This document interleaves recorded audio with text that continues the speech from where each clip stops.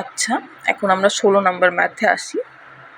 16 number ম্যাথে বলেছে, কি বলেছে দেখি আমরা কোশ্চেনটা ভালো করে।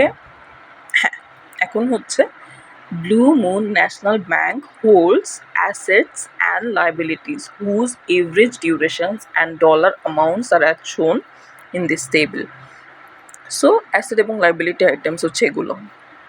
এটার পাশে আমাদের সব ডিউরেশন দেওয়া আছে বা ইয়ার্স দেওয়া আছে, ডলার অ্যামাউন্টও দেওয়া আছে। এখন কোশ্চেন হচ্ছে, what is the weighted average duration of Blue Moon's asset portfolio and liability portfolio. তার মানে আমাদের অ্যাসেটের জন্যে ডিউরেশন চেয়েছে একবার, লাইবিলিটির জন্যেও ডিউরেশন চেয়েছে একবার, কিন্তু এটা কিন্তু ওয়েটেড এভারেজ ডিউরেশন চেয়েছে, নট শুধু ডিউরেশন, তাই না? এখানে কিন্তু শুধুমাত্র ডিউরেশন বলেনি, ওয়েটেড এভারেজ বলেছে। আর এই জন্যেই দুটো ভ্যালিউ আমাদের দেওয়া আছে, আমাদের ওয়েটেড এভারেজটা বের করতে হবে।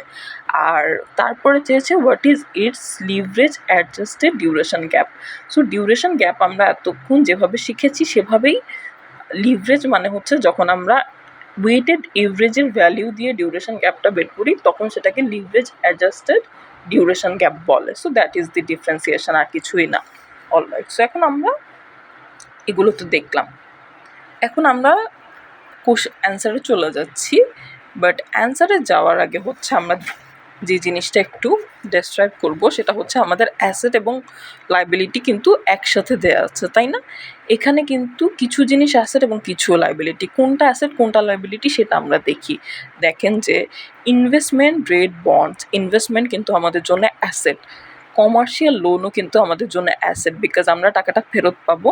কনজিউমার লোনসও আমাদের জন্য অ্যাসেটস, কিন্তু ডিপোজিটস যেটা আমরা বড় করছি আর কি, সেটা কিন্তু আমাদের জন্য লাইবিলিটি।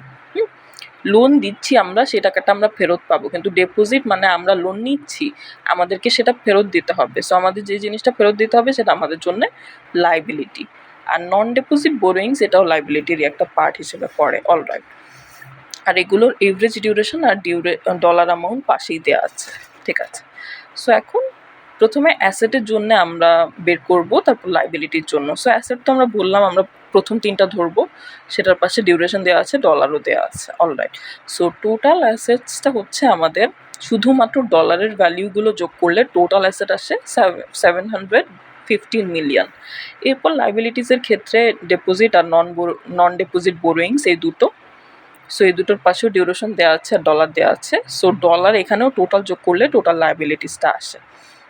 এখন আমাদের ফার্স্টে কোশ্চেনটা ছিল একদম প্রথম question, weighted average duration of assets. তো সেটা আমরা আগে বের করি। সেটা বের করার প্রসেস হচ্ছে আপনাদের টোটাল অ্যাসেটসটা নিচে লিখতে হবে, আর ওপরে হচ্ছে আপনাদের প্রথম ডিউরেশনটা ইনটু প্রথম ডলারটা প্লাস দ্বিতীয় ডিউরেশনটা ইনটু দ্বিতীয় ডলারটা plus third duration into third dollar, এভাবেই লিখেছি। কিন্তু এই যে দেখেন, এই যে into plus into plus into, আর নিচে এটা ক্যালকুলেট করে 6.13 ইয়ার্স আসে। আর এভারেজ ডিউরেশন অফ লাইবিলিটিসও সেম, কিন্তু এই যেভাবেই এটা ইনটু এটা প্লাস এটা ইনটু এটা, যে 1.10 ইনটু 600 প্লাস 0.25 ইন্টু 50/650 ইকুয়াল হচ্ছে এই ভ্যালিউটা। সো এখন আমরা ইজিলি লিভারেজ অ্যাডজাস্টেড ডিউরেশন গ্যাপটা বের করতে পারবো, একই প্রসেস। সেটা হচ্ছে আমাদের duration of weighted average assets হচ্ছে 6.13 minus duration of weighted average liabilities হচ্ছে 1.03, যেটা ব্র্যাকেটের মধ্যে থাকবে, ফার্স্ট ব্র্যাকেটের মধ্যে, ইন্টু আমাদের total liabilities 650 million by 715 million. So সব ক্যালকুলেট করে আমাদের লিভারেজ অ্যাডজাস্টেড ডিউরেশন গ্যাপ আসে হচ্ছে 5.19 ইয়ার্স। এটাই কিন্তু ছিল আমাদের 16 নাম্বার কোশ্চেনের অ্যান্সার।